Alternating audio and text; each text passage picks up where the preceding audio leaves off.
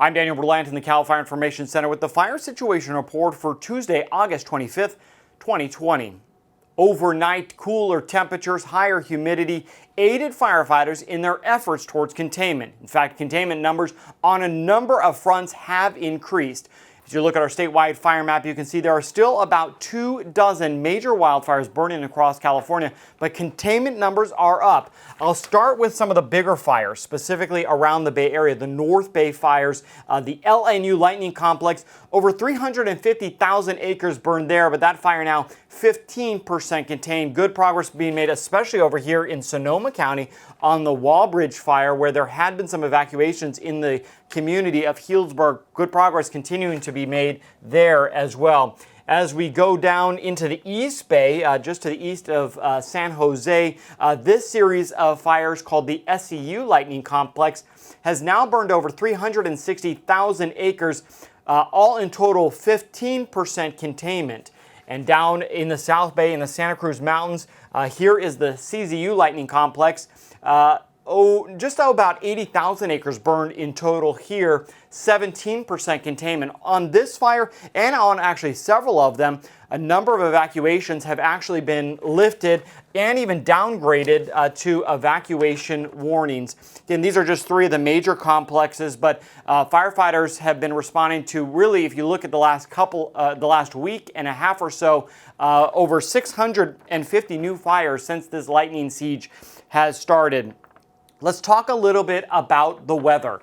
As I go here to this forecast that shows us our temperatures, we're going to start to continue to see temperatures go up. So while we've had more favorable weather, which we've taken advantage of and continue to make progress, temperatures are going to be on the rise. As you can see, we are going to return back to a warming and drying trend.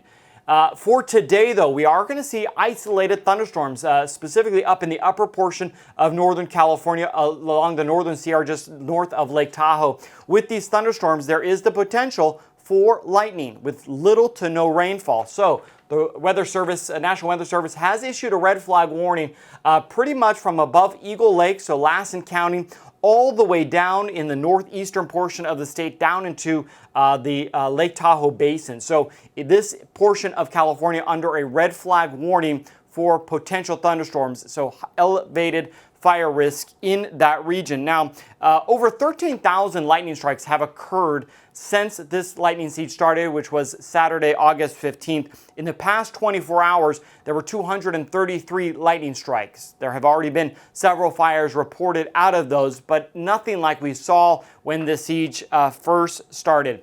Let's go back real quick to our statewide fire map and just see all of the fires on here. In total, over 1.25 million acres have burned so far in this lightning siege since, again, August 15th. That number of acres is equivalent to over the size of the state of Delaware, just to put it into perspective. We're continuing to hit it hard. Over 14,000 firefighters battling these fires. There has been death and destruction.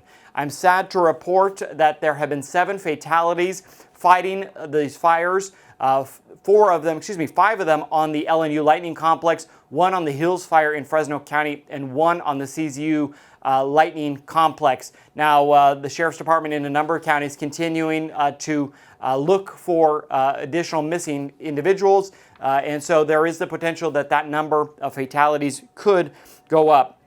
Damage assessment is ongoing. Our damage assessment teams have been able to verify that 1,400 structures have been destroyed by these fires. In fact, the number of structures now destroyed in the LNU Lightning Complex, which is over 900, does put it as the 14th most destructive fire. So very destructive. Now, our preliminary assessments indicate that that number could rise in total to over 3,000 structures. So we are busy trying to get that information and provide that to the public. There is nothing more stressful for evacuees than to know whether or not their home was able to survive the wildfire, and we're trying to provide that information as quickly as possible. Let's go back, though, to our weather forecast. I mentioned the red flag warning in effect again for the northeastern portion and the Tahoe Basin. High fire danger here. Air quality, though, is going to be very bad. You can see unhealthy across much of Northern California. The reason for that, obviously, the smoke. This graphic will continue to show as the day progresses and as it resets. You'll see right now, this is this morning, how bad and how unhealthy the air quality is. But that smoke starts to dissipate as the day goes on. So that is the good news. So we could see a little bit of better smoke, a little bit better air quality throughout later of the day. Of course, if you have asthma or other health issues, stay indoors, do your best because it will be another smoky day across Northern California. I want to end here with reminding you we need your help.